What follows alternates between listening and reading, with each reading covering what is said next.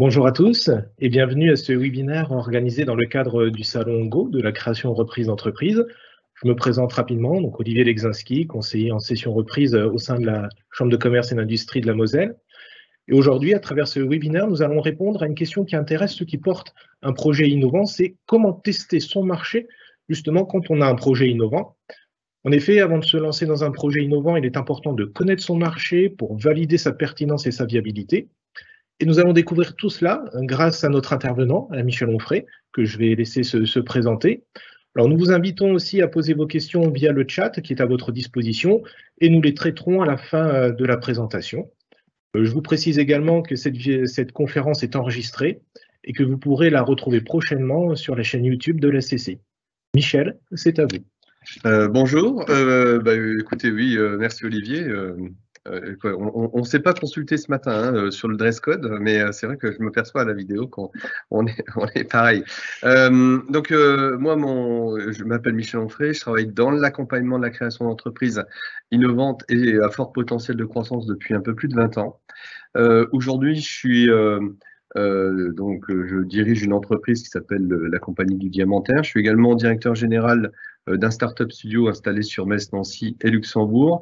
Et j'accompagne et je travaille en partenariat avec la métropole du Grand Nancy dans le cadre de l'accompagnement de l'innovation et Grand Nancy Innovation. Voilà. Et d'ailleurs, je tenais à remercier Grand Nancy Innovation pour la mise à disposition du support qui va me servir de base à la présentation de ce matin. Alors effectivement, Olivier, tester et connaître son marché avant de lancer une entreprise innovante, c'est très important. Et d'ailleurs, c'est la partie qui est souvent sous-estimée. Une des premières causes de mortalité des entreprises, c'est la méconnaissance du marché. Alors la première, c'est le manque de fonds propres, bon, ça c'est un autre sujet. La deuxième, c'est une méconnaissance du marché et on va essayer de voir pourquoi et comment on peut remédier à ça. Donc on va parler de ce sujet parce que c'est un sujet qui est extrêmement important pour réunir la réussite de son projet d'innovation. Alors c'est un point de départ et c'est pas une finalité. C'est-à-dire que l'étude du marché et la connaissance de son marché, c'est tout au cours de la vie de son entreprise que il faut le travailler. C'est pas naturel parce que on va faire challenger son idée géniale par des tiers qui vont donner leur avis. Alors on va leur demander leur avis. Le risque, c'est qu'ils donnent un avis qu'on a envie d'entendre. Et on va essayer de voir comment on peut faire pour éviter ces biais cognitifs qui vont faire que des personnes que l'on va interroger va donner l'avis que l'on souhaite entendre. Et puis, on parle beaucoup dans les startups de pivot. Le pivot, c'est souvent un euphémisme pour dire qu'on s'est planté dans son étude de marché. Voilà. Alors, j'ai commencé par une petite note d'humour, en voilà une deuxième. Quand on parle d'études de marché, si vous demandez autour de vous, on va tous vous dire il faut faire une étude de marché. Mais c'est quoi une bonne étude de marché et c'est quoi une mauvaise étude de marché? Alors, on va essayer de transcender cette problématique et puis essayer de répondre à cette question. Mais vous aurez ce type de réponse si vous interrogez autour de vous. Alors, les 5 questions qu'on va essayer de traiter aujourd'hui, c'est le pourquoi. Pourquoi on fait une étude de marché, quand la faire, qui va la faire, comment et quoi, qu'est-ce qu'on va obtenir. Si on essaye de se projeter pour essayer de comprendre la différence entre une étude de marché et un business plan, on va essayer de prendre des analogies. Alors par exemple, si vous voulez trouver une maison, alors vous avez trouvé une maison à acheter et vous hésitez, vous allez dire est-ce que je l'achète? Vous allez faire une étude de marché. Alors l'étude de marché, là, ça va consister à visiter le quartier, inspecter la maison, évaluer si la maison répond à vos besoins. On va considérer l'emplacement et les services de proximité, évaluer le coût des travaux et visiter d'autres maisons. Et puis à la fin, on va négocier le prix. Alors il y a plein d'autres étapes qu'on peut rajouter.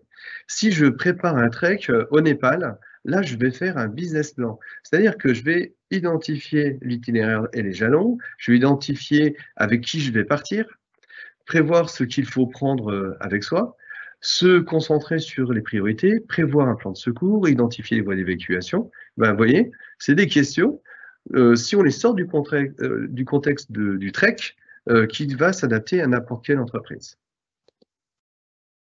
Alors, l'objectif d'une étude de marché, c'est, et on est toujours dans le pourquoi, va servir à étudier finement son marché pour réussir son développement. Alors déjà, connaître le marché, ça permet de tester et valider son produit ou son service.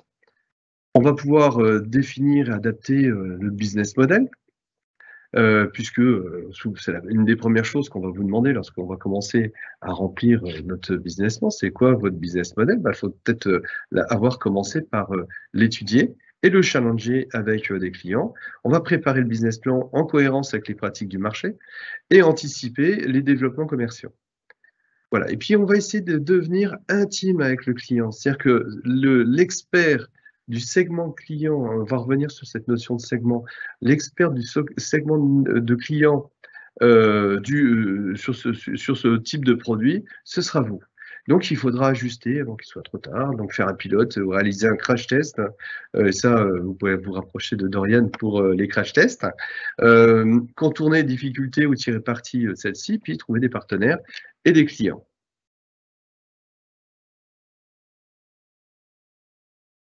Alors, qui réalise l'étude de marché? Alors, il y a deux solutions. Vous avez de l'argent, vous n'avez pas d'argent. Moi, je pense que la globalité, 90% des porteurs de projets n'ont pas d'argent à investir au stade de l'idée. On parle bien du stade de l'idéation, au stade de l'idée dans l'étude de marché. Par la suite, on pourra déléguer tout ou partie et au fur et à mesure se faire accompagner de partenaires. Mais le porteur de projet, c'est lui qui doit maîtriser la compréhension du marché. Et puis, même s'il se fait accompagner par des partenaires ou des salariés, eh ben, il va s'assurer que l'étude de marché est réalisée, qu'il est satisfait de son marché, parce que celui qui va être challengé par des interlocuteurs, par des tiers, ben, ce sera le porteur de projet. Alors, le meilleur moment, en fait, pour la réaliser, on est en phase d'idéation. Eh ben, il faut déjà commencer à faire challenger son idée. Ensuite, même au stade de la preuve de concept, du prototype, du pilote, MVP, du produit fini. On ne va pas attendre que le produit soit fini. Et je vous rassure, la majorité, ou si c'est pas pour dire la totalité des entreprises que j'accompagne, le porteur de projet souhaite avoir un produit fini avant d'aller rencontrer des clients potentiels parce qu'il ne voulait pas se crier, il ne voudrait pas qu'on lui pique son idée géniale. Mais en fait, rappelez-vous ceci, si avoir une idée géniale et se la faire piquer, c'est suffisant de la présenter, ça veut dire que votre idée, elle n'est peut-être pas si terrible que ça. Et en fait, moi, souvent, quand on me présente un projet, on me parle de l'idée, on me demande ce que je pense de l'idée. Je dis toujours que mon avis, il n'a pas d'importance au stade de l'idée. Ce qui est important, c'est les personnes qui l'apportent et comment ils vont l'apporter. Donc, l'idée, c'est un point de départ. Avec n'importe quelle idée, même une mauvaise, on arrive à faire des bons projets d'entreprise. Mais avec une excellente idée et un mauvais porteur, on n'arrivera jamais à rien faire. Voilà. Donc, ne pas hésiter à chaque étape de se faire challenger. Et puis, ça permettra de réaliser des opportunités de business qui n'auraient été pas peut-être celles ciblées au démarrage. Et puis, on va aller jusqu'au marketing mix que l'on fera challenger à partir de cette étude de marché. Alors, les moyens, on a l'habitude de dire, quand c'est innovant, d'ailleurs, souvent on me dit, bah oui, mais moi, je n'ai pas de marché puisque je le crée. En réalité, ça c'est des débats théologiques des professionnels du marketing, c'est est-ce qu'on crée le marché? Je pense qu'on ne crée pas le marché, on répond différemment à un besoin qui est peut-être pas forcément bien exprimé. Mais en tout cas, quand vous êtes de la littérature, c'est souvent et si c'est disponible sur papier, c'est que c'est souvent obsolète.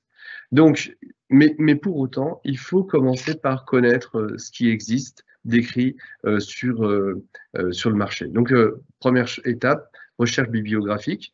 Donc, c'est simple, vous tapez études de marché sur votre produit et vous allez trouver au moins des mises à disposition des sommaires d'études de marché. Et puis, voilà, et ensuite, certaines seront payantes, mais déjà au moins de connaître les acteurs qui sont toujours listés dans les études les sommaires d'études de marché de Xerfi. c'est déjà important. Excusez.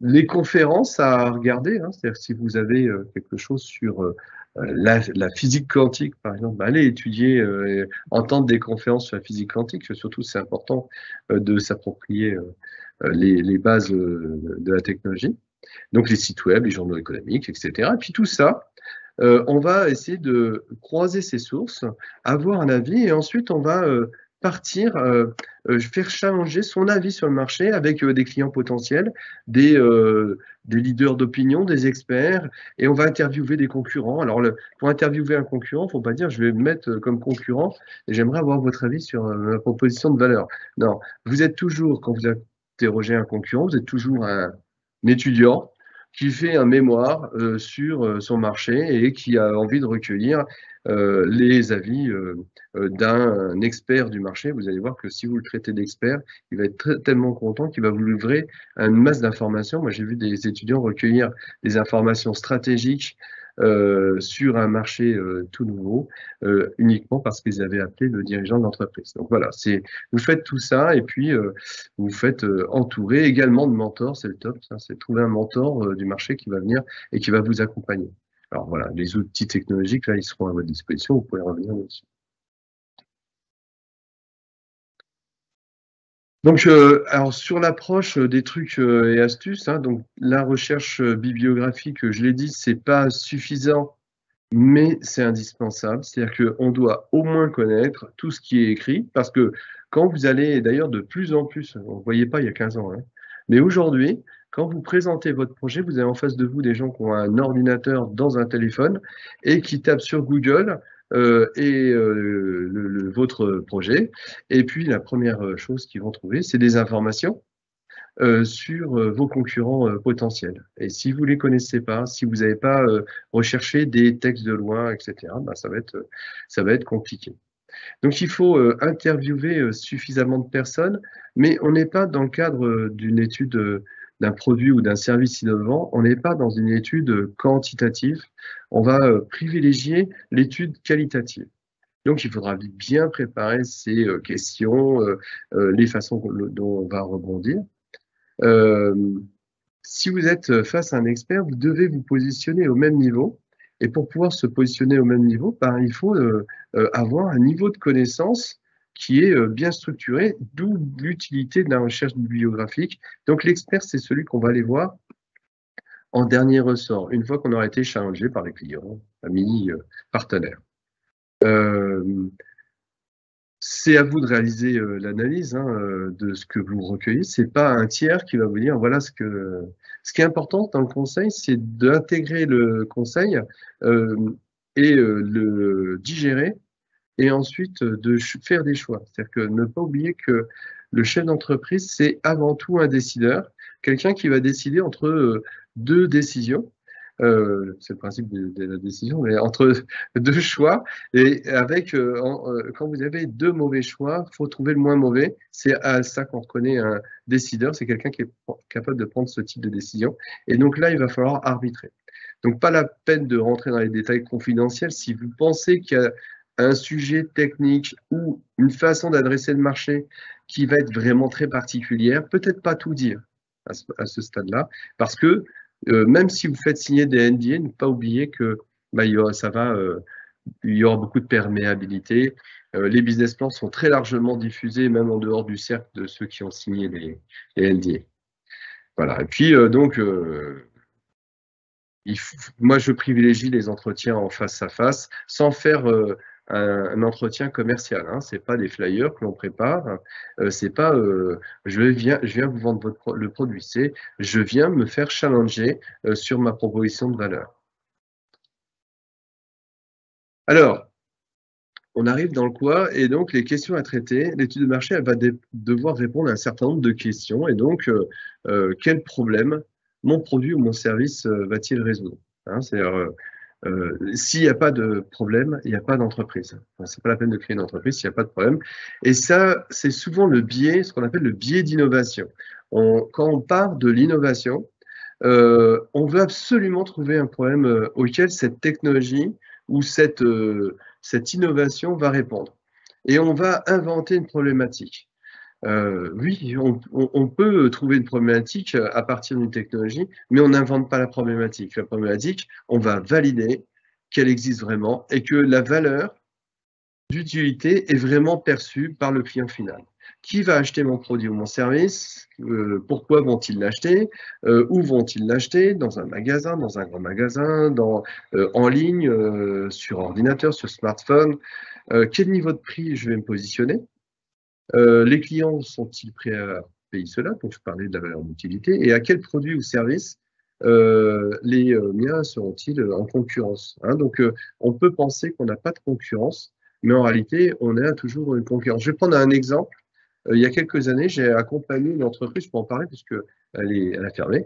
Donc, il y a quelques années, j'ai accompagné une entreprise dont les dirigeants offraient une solution, un logiciel de gestion de lits pour les hôpitaux.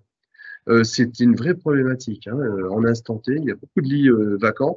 Par contre, on ne trouve pas de lits pour des malades. Et il y a des cadres infirmiers qui passent leur temps à trouver, à chercher dans l'environnement, dans les hôpitaux, des lits pour des patients de certains services. Et oui, il y avait ce besoin. Le problème existait. Par contre, beaucoup de freins n'avaient pas été anticipés, notamment le fait que pour quelqu'un, c'était son métier de trouver un lit pour les patients et que ce logiciel ferait disparaître leur métier.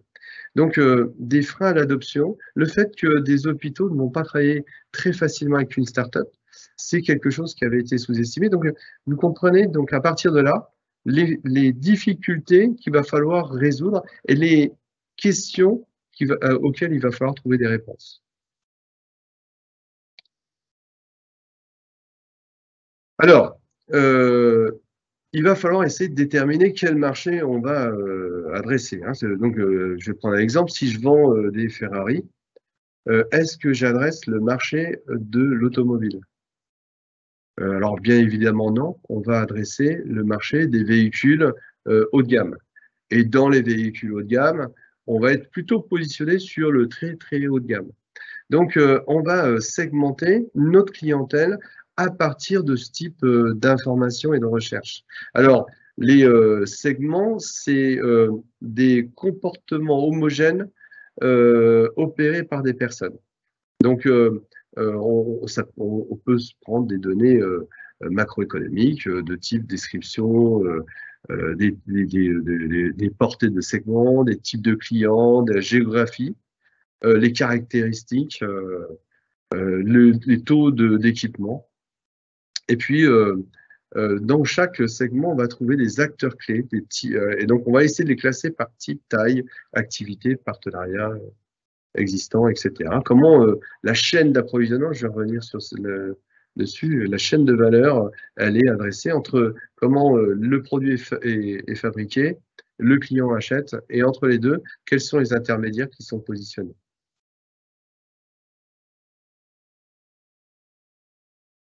Voilà, donc on va essayer de définir qui est qui et qui fait quoi. Donc, vous avez au milieu du slide un petit schéma qui explique, vous voyez, on part de l'usine, on arrive au client, mais comment c'est découpé tout ça, qui sont les acteurs en place et comment eux-mêmes travaillent entre eux.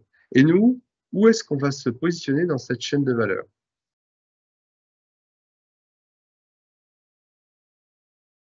Donc, segmenter, ça permet de créer des stratégies qui vont être différenciées pour les adresser des segments de clients aux besoins et les frustrations qui seront semblables. Alors, quand vous voulez vendre à tout le monde, vous finissez par le vendre à personne. Et surtout, quand on démarre, on a un budget forcément contraint. Et donc, on ne peut pas se dire, moi, mon produit, c'est tout le monde. D'ailleurs, 100% des temps, on me dit, mon produit, il va à tout le monde, comment tu veux que je segmente? Eh ben, dans le tout le monde, il y aura quand même une partie que l'on va essayer de trouver. Donc, on aura soit on va essayer de cibler en fonction de le mode de distribution qu'on va choisir. Soit on va avoir en B2B, donc on va aller adresser des entreprises ou des consommateurs finaux. Et donc, si c'est si on est positionné dans le B2B, on va essayer de mesurer la taille des entreprises, le type d'activité, les revenus, les dates de création, la solidité financière, et puis les pratiques, et puis le marché que eux ciblent. Ces informations-là, on peut les retrouver en croisant des informations sur Internet. Alors ça pourrait demander une conférence entière pour savoir comment on va rechercher ce type d'informations, comment on peut lire dans des PV d'AG ce type d'informations. Ensuite, pour le consommateur, donc les fameux personas qu'on vous demande de trouver et de réfléchir, c'est quel est le portrait robot de la personne qui va acheter votre produit ou votre service. Donc là, on va essayer de classer, alors peut-être par âge, par sexe, par revenu, par le type de travail, peut-être par une combinaison de tous ces facteurs. Ça pourrait être le type de logement, l'emplacement. Si je veux vendre des piscines, évidemment, je vais classer les gens. L'âge aura peut-être une importance, quoique aujourd'hui non, mais en tout cas, le type d'habitat, lui, il sera important. Hein. On vendra rarement des piscines en appartement, qui on va s'y dire jamais. Même. Voilà, donc les habitudes de consommation, les facteurs. Et ça peut évoluer au cours de votre étude de marché parce que peut-être que vous allez vous rendre compte que c'est pas le consommateur final qu'il faut que j'adresse, mais peut-être un intermédiaire entre les deux, ou l'inverse. L'intermédiaire, il n'est pas prêt à adopter ma solution. Il faut que j'adresse directement le consommateur final. Donc, on va essayer de faire une évaluation macroéconomique des marchés. Alors, c'est toujours très compliqué. Alors, micro, c'est pas simple, mais macro, là, on va trouver quand même un certain nombre d'informations. Et de toute façon, ces informations vous seront demandées. Vous savez, vous pouvez arriver à la fin devant un banquier en présentant un beau PowerPoint avec des éléments synthétiques. Mais à la fin, une fois qu'il va vous dire OK, il va dire OK, vous me transmettez votre business plan, votre prévisionnel financier, mais votre étude de marché, quoi, en fonction, surtout sur des projets innovants. De plus en plus, on dit mais comment a été chargé votre marché? J'aimerais bien avoir beaucoup plus d'informations.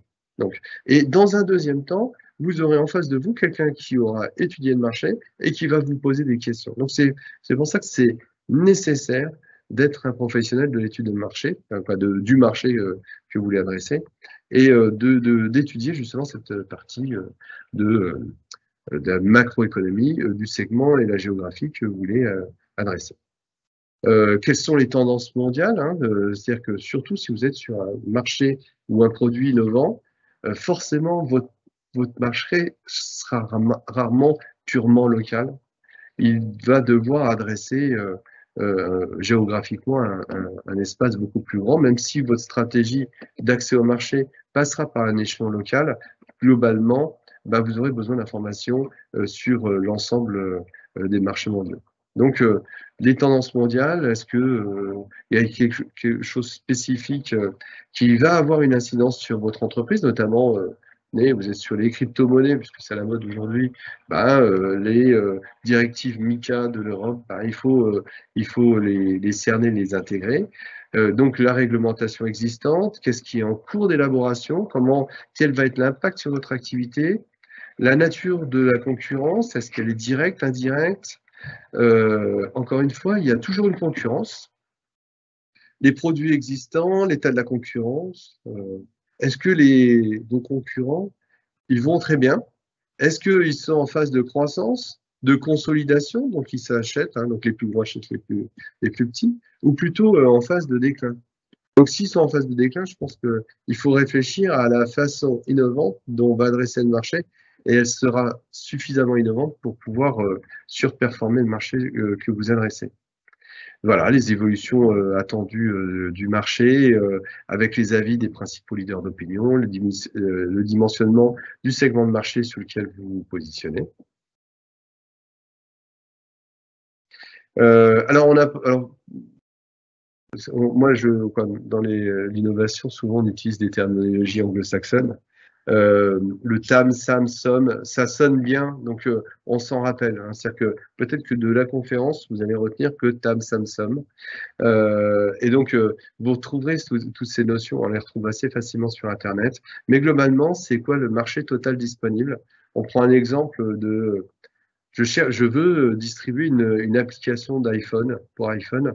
Le marché, le TAM, le marché total disponible, ce sera le marché des gens, des smartphones qui sont en circulation. Si je pense à... évidemment, il n'y a que ceux qui ont un iPhone qui vont pouvoir acheter mon application.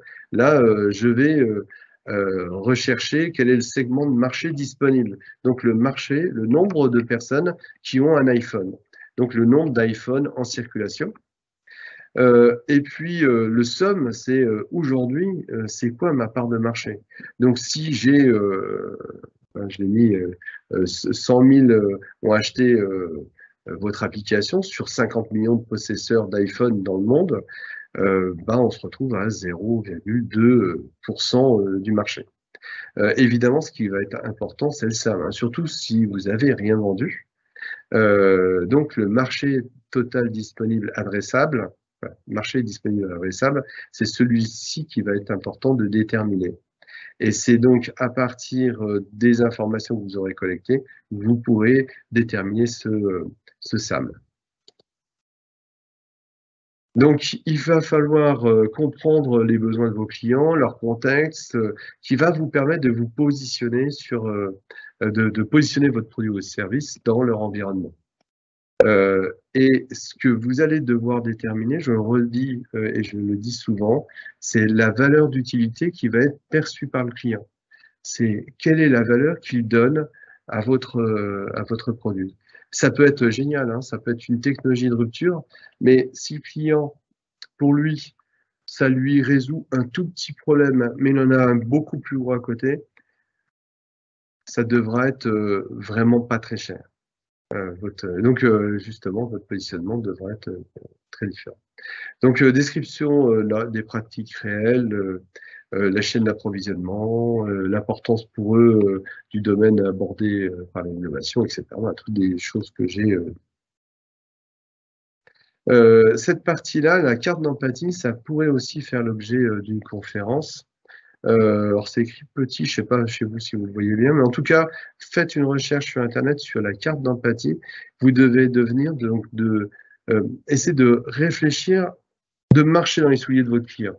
C'est comment lui, il réfléchit, comment il appréhende le marché que vous allez adresser et qu'est-ce qui va le faire réagir. Il faut comprendre son comportement d'achat. Est-ce que, si vous adressez une entreprise, est-ce qu'ils achètent que par appel d'offres? Est-ce que c'est les marchés publics?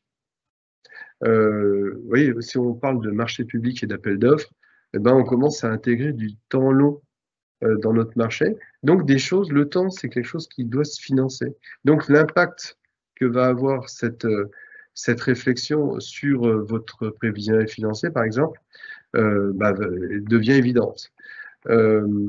Par l'intermédiaire d'un bureau d'acheteurs, est-ce que chaque département, est-ce que la personne que vous avez en face de vous, elle est en charge de son budget, ou c'est uniquement un prescripteur et un acheteur va vous contacter, mais derrière, ce sera le dirigeant qui prend la décision. Donc, la complexité des circuits de décision, c'est important de le comprendre.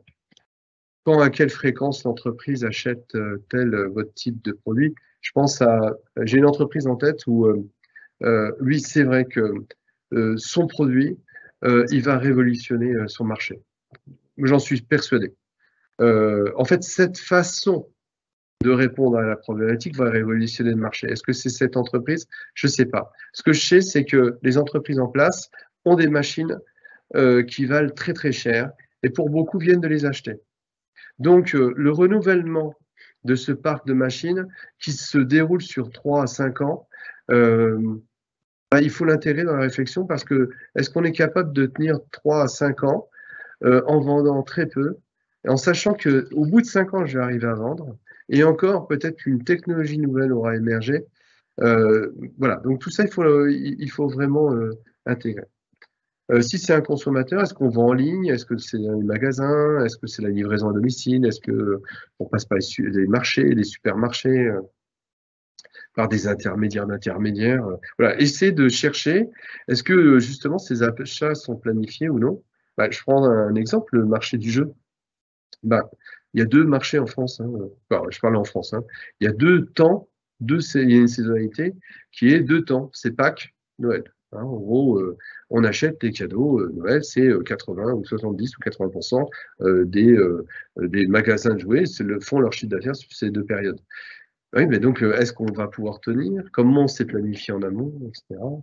Est-ce que les gens achètent, à partir de quand on achète les cadeaux? D'ailleurs, c'est bien, les magasins, je voyais un article de Michel-Édouard Leclerc qui disait que les magasins Leclerc avaient acheté les cadeaux de Noël l'année dernière, ce qui fait qu'ils ne vont pas être impactés encore par l'inflation qui arrive, mais tout ça, c'est important.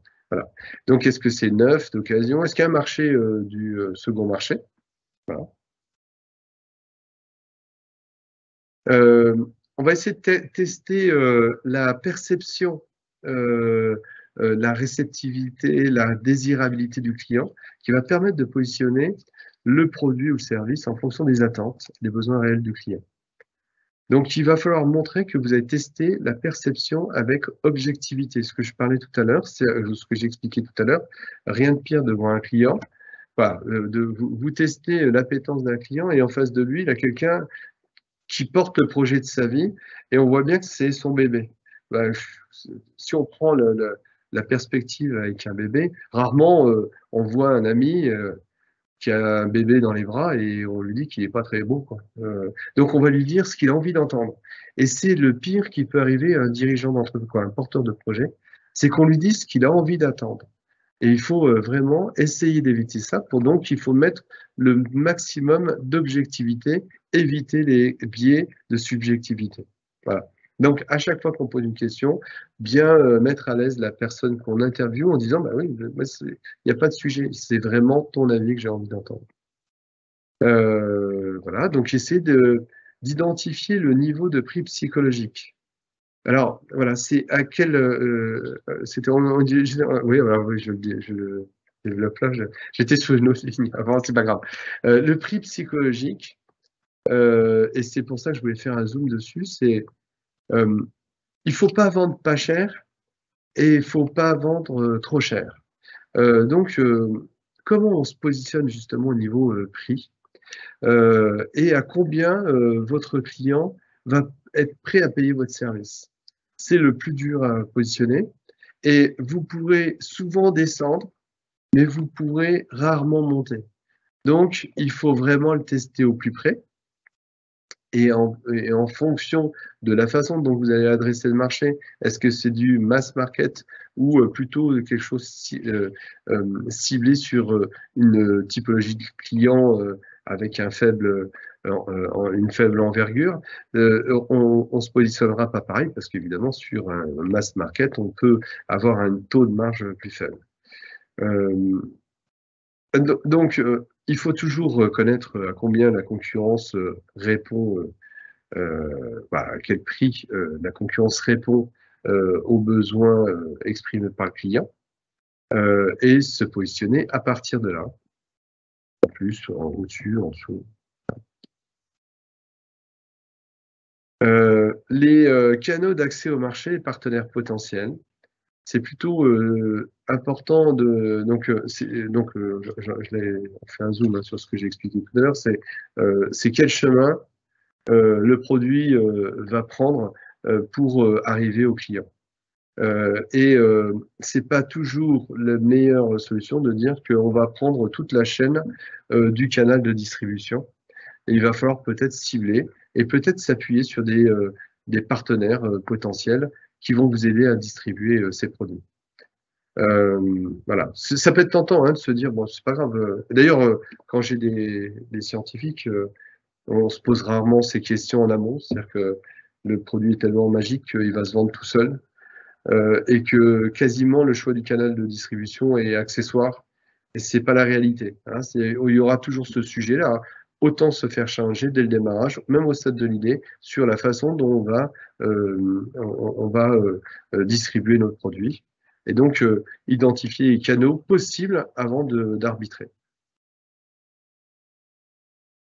Les leviers, ce qu'il va falloir faire dans un deuxième temps, c'est identifier les leviers activés pour que la stratégie de marketing opérationnelle soit payante. Donc, identifier les canaux de communication, les médias que le client utilise. Je prends un exemple. Je vends un produit très technologique à une clientèle qui est plutôt 25-35 ans. J'ai à arbitrer entre, je vais faire de la communication dans le Républicain Lorrain, dans, je sais pas, le journal de l'Ordre des notaires, ou Instagram ou TikTok. Là, les réponses, si on pose le problème comme ça, les réponses sont faciles. Trouver la réponse est simple, mais essayez de poser clairement votre problème comme ça, vous allez pouvoir arbitrer les supports de communication que vous allez devoir choisir. Quelle est l'image de marque? Alors, 100% des gens démarrent par trouver un logo. C'est parfois pas utile, surtout si votre façon de distribuer, c'est de la marque de distributeur, hein, du white label. Si votre marque n'a pas d'intérêt, c'est pas la peine de commencer par travailler, de mettre un budget important dans la diffusion de votre logo, dans la protection de sa marque, etc. Par contre, oui, effectivement, si j'adresse le client final avec un produit et que je veux travailler sur la marque du produit, protéger ce type de logo sera important. Identifier le message qui va être à délivrer au client ciblé. Quel est le message que l'on souhaite délivrer? Donc, ce n'est pas le lieu pour établir la stratégie de marketing opérationnel, hein, l'étude de marché. Mais les informations qui vont être recueillies, ils vont fournir un aperçu du quoi, qui, comment de votre stratégie opérationnelle.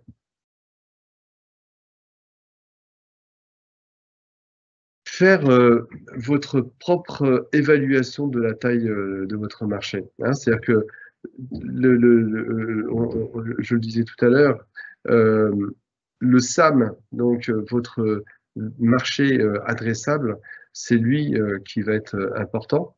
Donc avec une approche on va partir du très haut, un peu du macro. Hein, donc tout à l'heure je parlais du marché de l'automobile, on parle du nombre d'automobiles pour arriver au Ferrari. Mais on peut aussi partir du bas, c'est-à-dire le nombre de Ferrari, le nombre de personnes qui sont capables de les acheter, et mon marché adressable devient le nombre de personnes qui sont en capacité de l'acheter. Donc, il faudra faire cette propre évaluation de la taille du marché. C'est aussi un autre zoom, parce que le calcul de cette taille du SAM va vous permettre de positionner les hypothèses de votre business plan et faire des prévisions de vente. Pour rappel, la prévision de vente, c'est la première ligne du compte de résultat. Hein, donc, quand vous faites votre prévisionnel, la première question qu'on va vous poser, c'est qu'est-ce que vous allez vendre et pendant combien de temps? Donc, l'étude de marché va permettre de répondre à tout ça. Donc, et après, vous allez synthétiser votre analyse. Cette synthèse, évidemment, va être intégrée dans votre business plan. Et vous allez faire un classement des produits, segments de marché, clients, taille, perception, les difficultés à traiter, le type de service, l'offre de déploiement sur le marché, les flux de revenus associés, la réglementation à suivre. On va décrire la chaîne de valeur. On va étudier la concurrence, les plus dangereux, les offres qui peuvent être associées, la place pour un nouvel entrant. Est-ce qu'on peut rentrer? Donc, moi, je cite souvent Malamine Koné, celui qui a créé Ernest. Quand il a créé Ernest, il est arrivé dans un marché où il y avait Nike, Adidas, Reebok, que des très grosses marques. Et lui disait, dans un mur de pierre, plus les pierres sont grosses, plus il y a de la place pour les petites. Voilà, j'aime bien le citer. Donc, voilà. Donc, la place pour un nouvel entrant, est-ce qu'il y a de la place? Souvent, on se dit, mais il n'y a que des gros, donc on va avoir du mal à rentrer. Et là, pour un nouvel entrant, plus ils sont gros, les acteurs, plus il y a de la place pour un petit, pour qu'il puisse arriver et disrupter ce marché. Quelle est la taille du marché potentiel? Quel développement on va mener pour répondre aux attentes des clients potentiels? Le positionnement marketing de l'offre, l'accès au marché, les canaux de distribution, et les facteurs clés de succès, qu'est-ce qui va faire que nous, on va réussir là où d'autres n'ont pas réussi à exprimer. Voilà, et puis tout ça, on va l'onboarder. Alors ça, c'est une matrice SWOT, hein, donc points forts, les faiblesses, les opportunités, les menaces. Voilà. Et donc, il va falloir apporter les preuves sur ce que vous avancez pour donner confiance à vos investisseurs, financeurs, partenaires. Rien de pire, hein, moi j'ai vu des dossiers se faire détruire rapidement par une mauvaise présentation ou des chiffres un peu trop fantaisistes dont vous pouvez trouver la source. Donc là, il faut sourcer la documentation. C'est pour ça que la préparation de cette étude de marché, c'est aussi préparer à chaque fois que vous trouvez une information, vous posez la source et donc vous devez vous transformer en journaliste qui va croiser ces sources et faire un travail journalistique. Donc, la citation des personnes les plus pertinentes. On va décrire le raisonnement qui sous-tend les hypothèses. On va analyser et indiquer la représentativité des informations obtenues, etc. Et utiliser les annexes pour séparer le détail du crucial. Vous présentez toujours le crucial et tout le reste part en annexe. Voilà, donc là, c'est une synthèse avec les 10 conseils pour l'étude de marché. Donc, on revient sur tout ce que j'ai dit jusqu'à présent. On va définir et segmenter, analyser les marchés, montrer que vous comprenez le contexte et les besoins des clients, montrer que vous avez testé objectivement la perception de votre client, identifier les canaux d'accès au marché et les partenaires potentiels, identifier les leviers activés pour votre stratégie marketing opérationnelle, on va résumer les analyses, faire le dimensionnement du marché, faire une analyse stratégique et l'effet concret. Voilà. Merci de votre participation. J'ai un peu débordé sur le temps. Olivier, je suis désolé. Merci beaucoup, Michel, de votre intervention. Alors, j'aurais peut-être juste une question à vous poser. Qu'entend-on par projet innovant ou par innovation? Parce que parfois, c'est un grand mot, mais qu'est-ce qu'on y met vraiment derrière? Oui, alors là, on a un peu de temps ou il faut que je réponde en 2 mots? Qu'est-ce qui est innovant? L'innovation, elle peut être technologique, mais pas uniquement. Elle peut être marketing, ça peut être l'idée. L'innovation, on peut la... Je ne sais pas si vous visualisez le Canvas, le modèle économique Canvas. Vous avez 9 blocs et l'innovation peut se trouver dans chacun des 9 blocs. Je parlais de Malamine Koné tout à l'heure. Lui, son innovation, elle s'est posée sur c'est comment je fais connaître mon produit. Ben, il a été voir son ami d'enfance qui s'appelait Steve Marley, qui était joueur de l'équipe de France, qui a mis en avant son produit auprès de ses copains stars, notamment des stars de la NBA. Et puis, il a été voir un fournisseur en lui disant, bah, écoute, c'est pas l'habitude, mais je vais te proposer de construire un stock pour moi. En contrepartie, je te donne une exclusivité d'achat. Demain, si ça marche, j'achèterai que par toi. Et là, le fournisseur a joué le jeu et il a eu la réussite que l'on connaît. Ok. Ben, merci beaucoup, Michel. En tout cas, nous arrivons au terme de ce webinaire. Nous vous remercions à tous d'y avoir participé. Alors, vous pourrez retrouver cette visioconférence sur notre chaîne YouTube. N'oubliez pas que le Salon Go n'est pas terminé, que vous pourrez nous retrouver demain dans les locaux de la Chambre de métier de 9h à 17h. Et les inscriptions se font sur le site salon-go.fr. Je répète, salon-go.fr. Et il nous reste à vous souhaiter une excellente continuité dans votre projet. Merci et bonne chance.